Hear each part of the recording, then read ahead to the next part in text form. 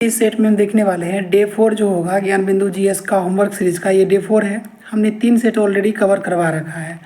तो चलिए शुरू करते हैं। तो डे 4 का जो पहला प्रश्न ये करंट अफेयर्स का है कि अतुल्य भारत डिजिटल पोर्टल की शुरुआत किस मंत्रालय के द्वारा की गई है। तो ये है पर्यटन मंत्रालय। किसके द्वारा किया गया है? पर्यटन मंत्रालय। पर्यटन मंत्रालय के जो मंत्री हैं उसका नाम है Gajendra Singh Shekhawat. Digital India mission जो है ये कब शुरुआत की गई? तो वर्ष 2015 में इसकी शुरुआत की गई। रेलवे एनटीपीसी सीबीटी 1 में ये पूछा गया प्रश्न है। वर्ल्ड फूड इंडिया 2024 का आयोजन जो है ये किस मंत्रालय के द्वारा? अब देखिए फूड इंडिया है ना, तो ये होगा खाद्य और प्रसंस्करण मंत्रालय। खाद्य और प्रसंस्करण मंत्रालय जो है वर्ल्ड फूड इंडिया 2024 का आयोजन किया है। वर्ल्ड फूड इंडिया 2024 का आयोजन ये कहाँ किया गया है? तो ये किया गया दिल्ली में। आपको हमने पहले बताया 2+2 वार्ता, रैसीना डायलॉग, विश्व पुस्तक मेला, भारत टैक्स, बिम्स्टेक, इन सभी का सम्मेलन जो है दिल्ली में हुआ है। तो वर्ल्ड फूड इंडिया का आयोजन कहाँ किया गया? दिल्ली में। मानव विकास सूचकांक रिपोर्ट कौन जारी करता है? देखिए मानव विकास सूचकांक जो है ना ये यूएनडीपी जारी करता है, यूनाइटेड नेशन डेवलपमेंट प्रोग्राम। ठीक है। मानव विकास सूचकांक में जो है भारत का स्थान क्या रहा? 134वां रहा। मानव विकास सूचकांक जारी करने का आधार कितना है? ये 3 आधार है मुख्य रूप से। एक है स्वास्थ्य, सबसे पहले आपका हेल्थ आता है, एजुकेशन आता है, फिर प्रति व्यक्ति आय भी आता है।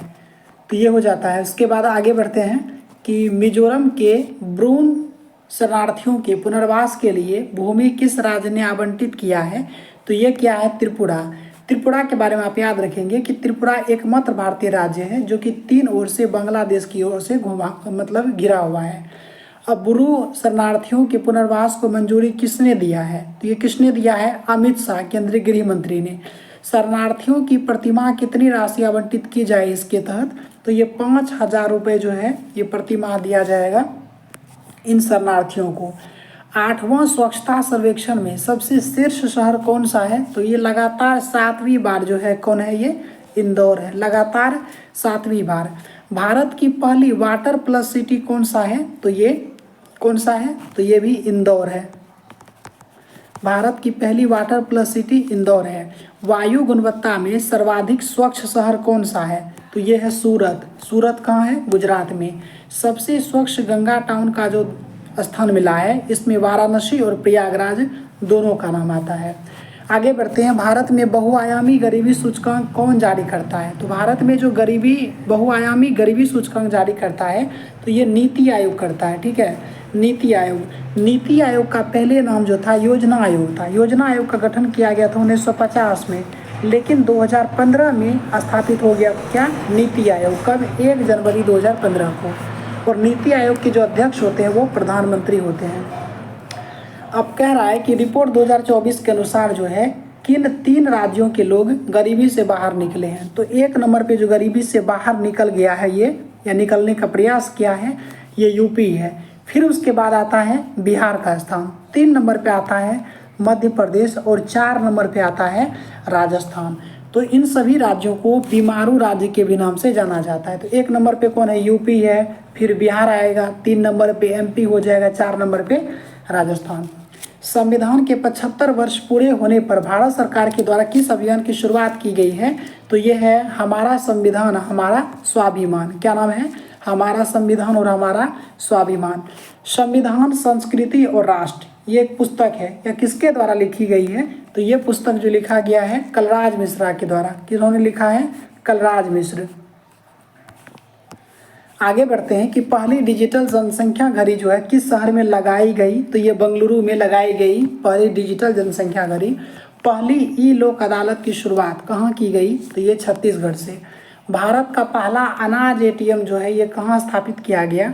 सर का कहना था ओडिशा, लेकिन मुझे जहाँ तक मैंने पढ़ा है तो भारत का जो पहला ग्रेन एटीएम स्थापित किया गया था ये गुरुग्राम में स्थापित किया गया, लेकिन सर ने इसका आंसर छत्तीसगढ़ बताया है। आप लोग कमेंट करके बताइएगा कि क्या मैं सही हूँ या फिर सर ने जो बताया वो सही है या फिर मुझे कोई कन्फ्यूजन है।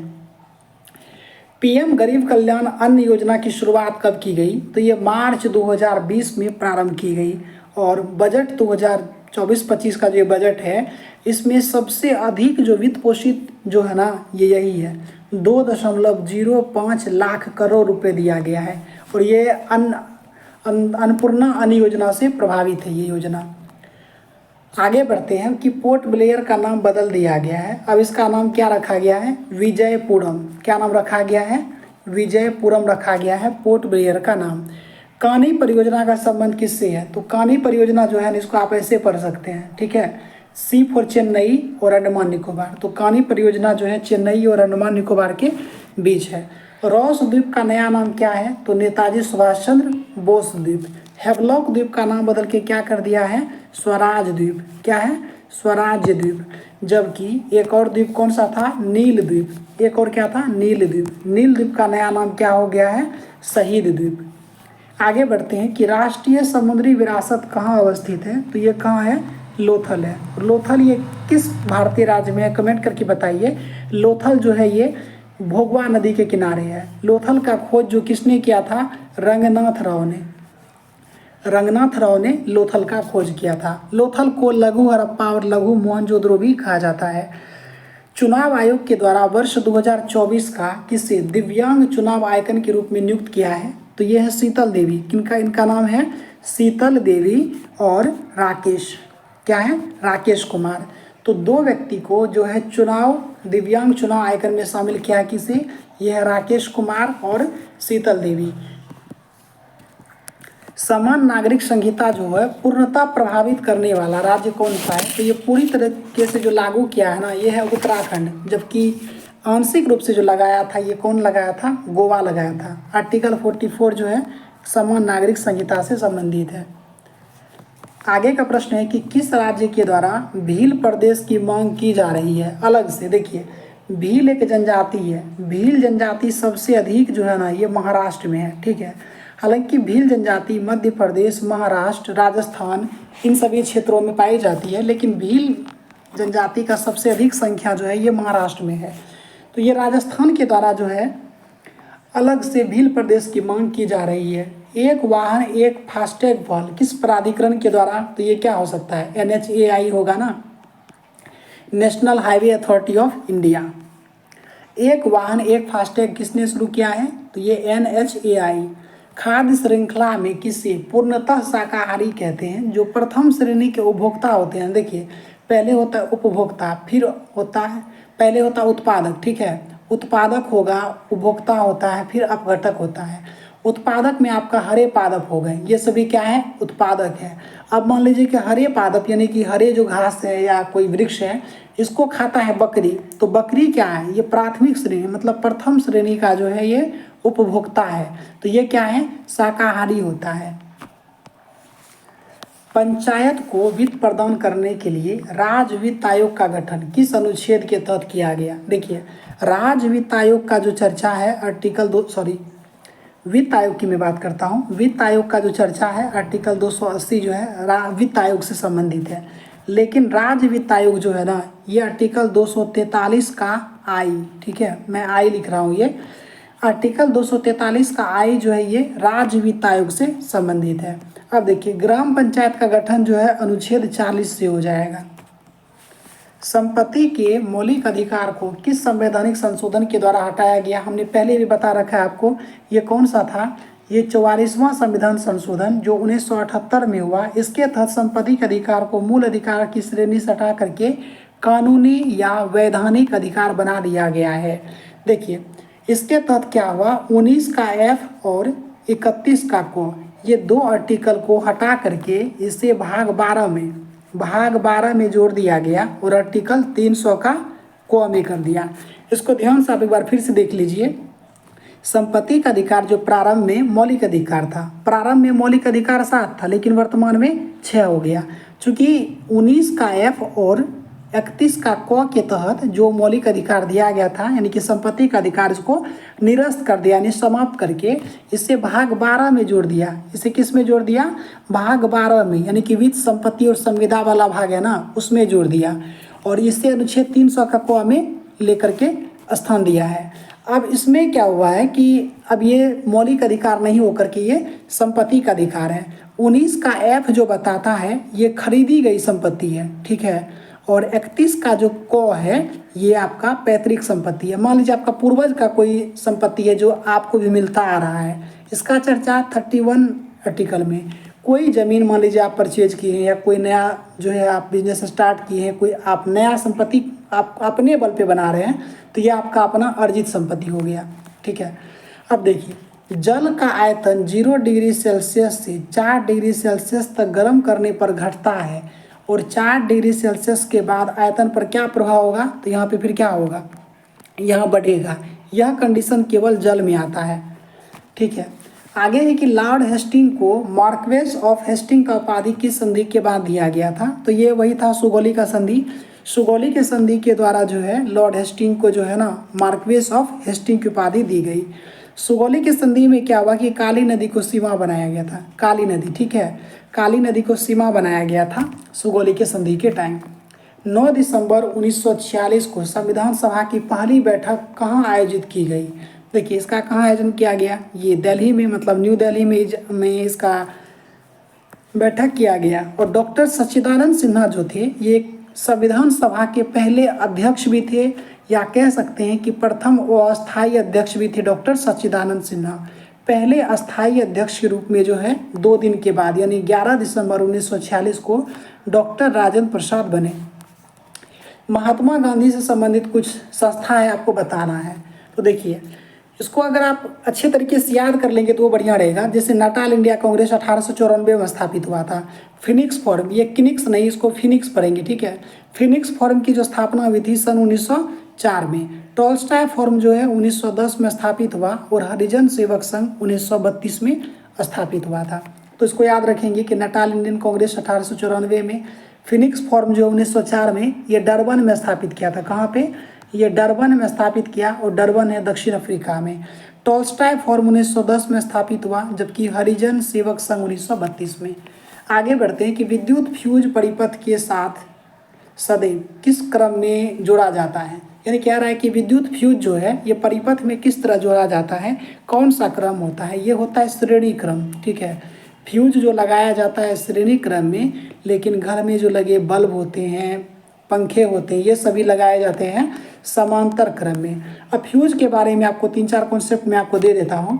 फ्यूज का जो तार होता है, फ्यूज का तार जो बना होता है ये सीसा और टीन का मिश्र धातु है। इसमें टीन जो है करीब 67% है और 33% अप्रोक्स होता है सीसा।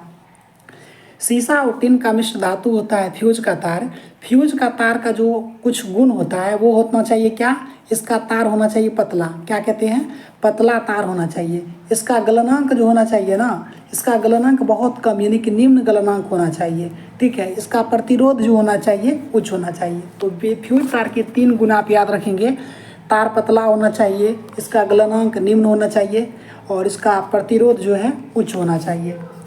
द्रविड़ स्थापत्य कला की शुरुआत जो है किस मंदिर की स्थापना से मानी जाती है, तो ये कौन सा है, कांची का कैलाश मंदिर। कांची का कैलाश मंदिर, इसे किसने बनवाया था, नरसिंह द्वितीय ने बनवाया था। आगे बढ़ते हैं, आगे का प्रश्न है कि रियल मैंगो और ऑपरेशन अमानत किसके द्वारा शुरू किया गया। ये आरपीएफ का ही, रेलवे का, मैं रेलवे कह रहा हूँ, ये बिहार एसआई का पूछा गया प्रश्न था कि रियल मैंगो ऑपरेशन जो है किसके द्वारा शुरू किया गया, तो ये आरपीएफ के द्वारा शुरू किया गया। धन विधेयक संसद के किस सदन में पेश किया जाता है, तो देखिए धन विधेयक जो होता है ये लोकसभा में पेश किया जाता है। अब देखिए धन विधेयक का चर्चा किस आर्टिकल में है, तो धन विधेयक की परिभाषा 110 में है, लेकिन धन विधेयक के बारे में विशेष उपबंध पूछा जाए तो 109 में। अब वित्त आयोग देखिए, वित्त आयोग का चर्चा किस में है, आर्टिकल 280 में, जबकि वित्त विधेयक की अगर चर्चा करें तो वित्त विधेयक जो है आर्टिकल 117 में। राज्य के लिए वित्त आयोग किस आर्टिकल में है, 243 का आई में। इतना डाटा आप याद रखेंगे। आवर्त सारणी में उत्कृष्ट गैस को किस समूह में रखा गया है, तो इसको 0 ग्रुप कहा जाता है। क्या कहते हैं इसको, 0 ग्रुप कहते हैं या 18वां ग्रुप। आवर्त सारणी में जो उत्कृष्ट गैस है यानी कि नोबेल गैस को 0 ग्रुप या 18 ग्रुप में रखा गया है। उत्कृष्ट गैसों की संख्या 6 है, आप इसको याद रखेंगे। और उत्कृष्ट गैस का जो खोज किया था वो लोकेयर ने किया था, आप याद रखिएगा।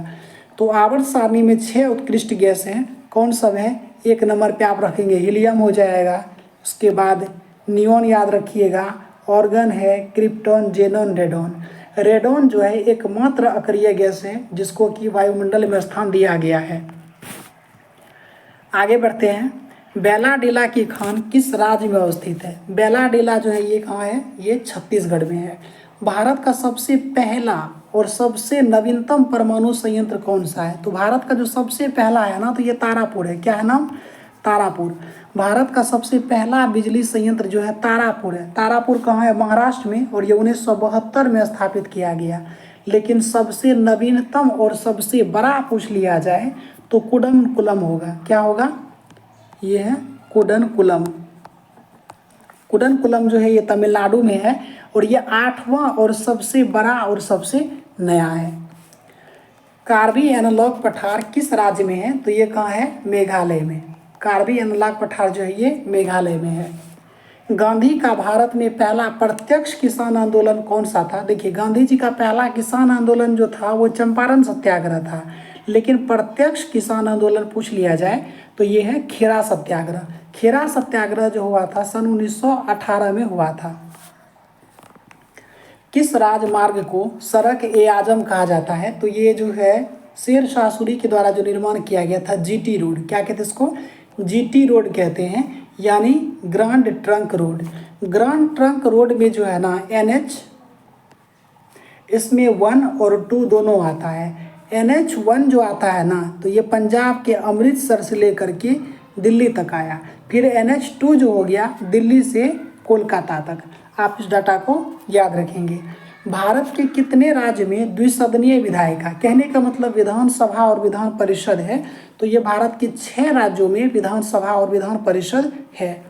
तो देखिए, इसको आप पेयर के साथ याद कीजिएगा तो बहुत आसानी से याद हो जाएगा। देखिए, यूपी बिहार एक साथ आता है ना, तो यूपी बिहार एक साथ आ जाएगा। फिर महाराष्ट्र कर्नाटक आप एक जगह ले लीजिएगा। फिर उसके बाद आंध्र प्रदेश और तेलंगाना। चूँकि तेलंगाना जब टूटा तो ये आंध्र प्रदेश का उस समय हिस्सा था, तो आंध्र प्रदेश तेलंगाना 2 हो गया। उत्तर प्रदेश बिहार एक साथ आ गया। उसके बाद ये हो जाएगा महाराष्ट्र और कर्नाटक। तो टोटल 6 राज्य में जो है द्विसदनीय विधायिका कार्यरत है। संयुक्त राष्ट्र संघ में अस्थायी रूप से शामिल देशों का कार्यकाल कितना होता है? देखिए, संयुक्त राष्ट्र का जो गठन हुआ था, तो ये संयुक्त राष्ट्र संघ की सुरक्षा परिषद को यहाँ पे टारगेट किया जा रहा है। तो संयुक्त राष्ट्र संघ में जो शामिल देशों का कार्यकाल, तो देखिए इसमें टोटल जो होते हैं 15 सदस्य होते हैं। ध्यान से इसको देखिए, बहुत अच्छा क्वेश्चन आएगा। इसमें टोटल 15 सदस्य में जो होता है 5 और 10 करके है। 5 जो है ना ये अस्थाई है। 5 जो है क्या है? अस्थाई है, ये हमेशा रहेगा। अब ये 10 सदस्य जो देश है ना, ये अस्थाई है। इसका कार्यकाल सिर्फ 2 वर्ष होता है, उसके बाद इसे बदलना होता है। गंगा नदी जो है मैदानी भाग में कहाँ प्रवेश करती है? तो गंगा नदी मैदानी भाग में कहाँ प्रवेश करती है? तो ये होता है हरिद्वार में। अब गंगा नदी से मिलने वाली कुछ नदियाँ जो बिहार से, तो गंगा जब बिहार प्रवेश करती है ना, तो जैसे सोन नदी जो मिलता है ना इससे दानापुर में। सोन कहाँ मिलेगा? दानापुर में। गंडक मिलता है कहाँ पे? गंडक मिलेगा आपको सोनपुर में। गंडक सोनपुर में। उसके बाद घाघरा याद रखिएगा कि छपरा में। कोसी जो मिलता है करके कुर्सेला में। आगे बढ़ते हैं कि कोशिकाओं का ऐसा समूह जो रूप, कार्य और उत्पत्ति में समान हो उसे क्या कहेंगे? तो इसको टिश्यू कहते हैं। टिश्यू क्या होता है कि कोशिकाओं का एक समूह होता है जो एक निश्चित कार्य को संपादित करने के लिए बना होता है। तो इसका उत्तर क्या हो जाएगा? टिश्यू। टिश्यू मतलब उत्तक होता है। मानव शरीर में तरल संयोजी उत्तक के रूप में किसे जाना जाता है? देखिए, ब्लड जो होता है ना हमारे शरीर में, तो ये क्या है? तरल संयोजी उत्तक है। देखिए, ब्लड है इसका सही जवाब। अब देखिए, ब्लड में भी 2 हिस्सा हो जाता है, एक तरफ ठोस हो जाएगा, एक तरफ द्रव हो जाएगा। द्रव अवस्था में क्या होता है? प्लाज्मा। द्रव में क्या होता है? प्लाज्मा। मानव शरीर में जो है प्लाज्मा का जो हिस्सा रहता है, यानी कि ब्लड का जो होता है 55 से 60% हिस्सा जो है ना प्लाज्मा होता है, और इस प्लाज्मा का करीब 90% हिस्सा जो है पानी होता है। तो ब्लड का ठोस हिस्सा अगर बात कर लें तो ये ठोस हिस्सा में जैसे आरबीसी क्या आता है? आरबीसी हो गया, डब्ल्यूबीसी हो गया, फिर प्लेटलेट्स हो जाता है, हीमोग्लोबिन हो गया और हिपेरिन। ये सभी जो है रक्त का ठोस हिस्सा माना जाता है। आगे बढ़ते हैं कि वह उत्तक जो प्राथमिक वृद्धि के लिए उत्तरदायी है, इसको क्या कहते हैं? शीर्षस्थ विभाज्योतक उत्तक। क्या कहते हैं इसको? शीर्षस्थ विभाज्योतक उत्तक जो है ये प्राथमिक वृद्धि के लिए उत्तरदायी है। किसी पौधे के तने के घेरे को बढ़ाने के लिए कौन सा उत्तक जो है उत्तरदायी है? तो तना का घेरा बढ़ाएगा ना, तो इसको कहते हैं पार्श्व। पार्श्व उत्तक जो होता है ना, ये तना का घेराई या मोटाई बढ़ाता है। पौधे का जो सबसे बाहरी स्तर या छिलका को क्या कहते हैं? तो पौधे का जो सबसे बाहरी स्तर या छिलका को कहते हैं सेल वाल। क्या कहते हैं?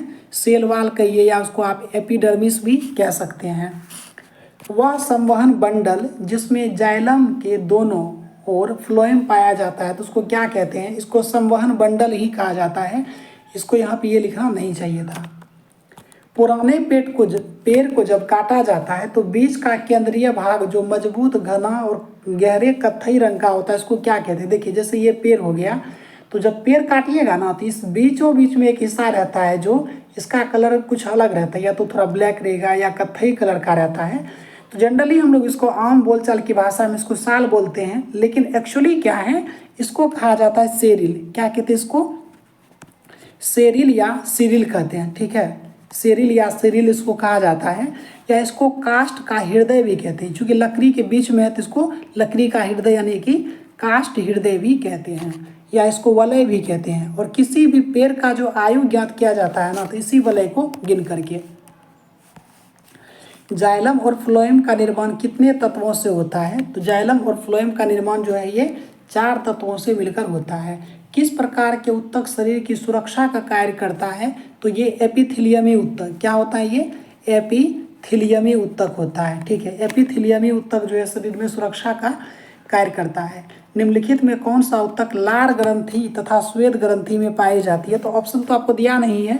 तो लार ग्रंथि और श्वेत ग्रंथि में जो पाया जाता है इसको कहते हैं क्यूबाइड। क्या कहते हैं इसको? क्यूबाइड। आगे बढ़ते हैं कि टेंडन जो है मांसपेशी को अस्थि या दूसरी मांसपेशी से जोड़ता है। बिल्कुल सही है। देखिए, अस्थि को अस्थि से जोड़ेगा लिगामेंट। ठीक है, हड्डी को हड्डी से जोड़ता है लिगामेंट, हड्डी को पेशी से जोड़ता है टेंडन, हड्डी को पेशी से जोड़ता है टेंडन, जबकि पेशी को पेशी से ही जोड़ेगा, इसको कहते हैं स्टर्नम। ठीक है, ये भी रेलवे के एग्जाम में पूछा गया। अस्थि पेशी को पेशी से जोड़ता है स्टर्नम। आगे बढ़ते हैं कि ऑस्टियोब्लास्ट नामक कोशिका किसमें रहता है? तो ये अस्थि में रहता है। हिस्टामिन एक प्रकार का प्रोटीन है जो भाग लेता है। हिस्टामिन जो है ये प्रोटीन को, यानी एक प्रकार का प्रोटीन है जो रक्त को जमाने में इसका भूमिका रहता है। तो ऑप्शन नंबर ए सही जवाब हो जाएगा। अब यहाँ आगे बढ़ते हैं कि आहार नाल के एक भाग से दूसरे भाग में भोजन का प्रवाह किस पेशी के संकुंचन और प्रसार के कारण होता है? तो ये होता है रेखिक। क्या होता है? रेखिक प्रसार होता है। संवेदना का चालन शरीर में एक भाग से दूसरे भाग में किस प्रकार होता है? तो ये तंत्रिका उत्तक के द्वारा। तंत्रिका उत्तक के द्वारा ही हमारे शरीर में संवेदना का संचालन हो पाता है। परमाणु में इलेक्ट्रॉन के अस्तित्व का पता किसने लगाया था? इसका नाम क्या था? J Thomson. ठीक है, इलेक्ट्रॉन का खोज किसने किया?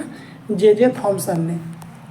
अब यहाँ पे बताना है कि कैथोड किरण जो है इलेक्ट्रॉन की बनी होती है। तो बिल्कुल सही, कैथोड किरण जो है इलेक्ट्रॉन की बनी होती है, यानी कि एनोड या कैनाल किरण प्रोटॉन की बनती है। तो ये भी सही जवाब होगा। आगे बढ़ते हैं कि परमाणु नाभिक की खोज रदरफोर्ड ने किन कणों की सहायता से किया था? तो ये किसने किया था? ये अल्फा कणों के बौछार से किया था। परमाणु नाभिक का खोज किसने किया? रदरफोर्ड ने।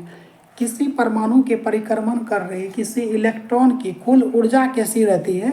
तो इन्होंने कहा कि निगेटिव रहता है। जहाँ तक मैंने लुसेंट में पढ़ा है इसमें धनात्मक हमने पढ़ा, लेकिन सर का कहना था कि ये निगेटिव है, यानी ऋणात्मक है। किसी परमाणु के परमाणु द्रव्यमान और द्रव्यमान संख्या के अंतर को क्या कहते हैं? इसको कहते हैं द्रव्यमान क्षति। इसको क्या कहते हैं? द्रव्यमान क्षति कहते हैं। देखिए, अब समस्थानिक के बारे में कुछ कथन दिए गए हैं, क्या सही है? समस्थानिक का जो है समान रासायनिक गुण होता है, सही है। समस्थानिक का क्या होता है? परमाणु क्रमांक समान होता है लेकिन द्रव्यमान भिन्न होता है, तो इसका भिन्न भौतिक गुण होता है, ये भी इसका सही है। भौतिक गुण समान और भिन्न रासायनिक गुण होते हैं, ये गलत हो जाएगा। आगे बढ़ते हैं, कोबाल्ट 60 का प्रयोग कहाँ होता है? तो चूंकि ये कैंसर उपचार के लिए प्रयोग किया जाता है, C12 यानी CO12 जो है, मतलब कोबाल्ट 60 का प्रयोग किया जाता है। रक्त परिसंचरण तंत्र में रक्त के थक्के की स्थिति का पता लगाने के लिए किस समस्थानिक का प्रयोग करते हैं? तो उसको कहते हैं सोडियम 24। ठीक है, सोडियम 24 का प्रयोग जो होता है वह रक्त व्यतिकरण में किसी भी प्रकार का विकार होता है तो वो पता लगाने के लिए किया जाता है। वाहनों की चाल मापने के लिए, वाहनों की चाल मापने के लिए ओडोमीटर, क्या कहते हैं इसको? ओडोमीटर। संवेग में परिवर्तन की दर निम्नलिखित में किस राशि को संसूचित करता है? यानी कि संवेग में परिवर्तन की दर को क्या कहते हैं? इसको हम कहते हैं त्वरण यानी एक्सेलरेशन। ठीक है, किसी भी स्थिर या गतिशील वस्तु की स्थिति और दिशा में तब तक कोई परिवर्तन नहीं होता जब तक कि कोई बाहरी बल सक्रिय ना हो। तो ये न्यूटन की गति का पहला नियम है। तो जहाँ भी हो ऑप्शन नंबर, जहाँ भी इसका जवाब हो तो न्यूटन का गति का पहला नियम ये होता है। गति के प्रथम नियम से बल की परिभाषा प्राप्त होती है, जबकि गति के दूसरा नियम से बल का व्यंजक प्राप्त होता है। क्या प्राप्त होता है? व्यंजक। जबकि तीसरा नियम से बल का प्रकृति, क्या? बल का प्रकृति यानी कि बल का नेचर का पता चलता है। रॉकेट किस सिद्धांत पे काम करता है? यहाँ पे दो आप दे सकते हैं। रॉकेट जो है संवेग संरक्षण के सिद्धांत पे भी काम करता है, या इसको कह सकते हैं न्यूटन के थर्ड लॉ के अकॉर्डिंग भी ये काम करता है। जब मुद्रास्फीति नियंत्रण से पूर्णतः बाहर चली जाए तो इसको क्या कहते हैं? इसको कहते हैं कूदती हुई मुद्रास्फीति। और ऐसा तब होता है जब मुद्रास्फीति 30% से अधिक बढ़ जाती है तो इसको कहते हैं कूदती हुई मुद्रास्फीति। मुद्रास्फीति की गणना के लिए भारत में किन दो सूचकांक का प्रयोग किया जाता है? एक तो थोक मूल्य सूचकांक, क्या है? थोक मूल्य सूचकांक। दूसरा जो होता है वो है उपभोक्ता मूल्य सूचकांक। क्या है? दूसरा उपभोक्ता मूल्य सूचकांक। 2019 में आय के आकलन के लिए और गरीबी और बेरोजगारी के आकलन के लिए दो संस्थाएं थी। अब देखिए 2019 में जो था ना, आय के आकलन के लिए CSO था। क्या था? आय के आकलन के लिए CSO। जबकि गरीबी और बेरोजगारी के आकलन के लिए जो था वो था NSSO। इन दोनों को मर्ज करके अब बना दिया है NSO। तो सही जवाब क्या हो जाएगा?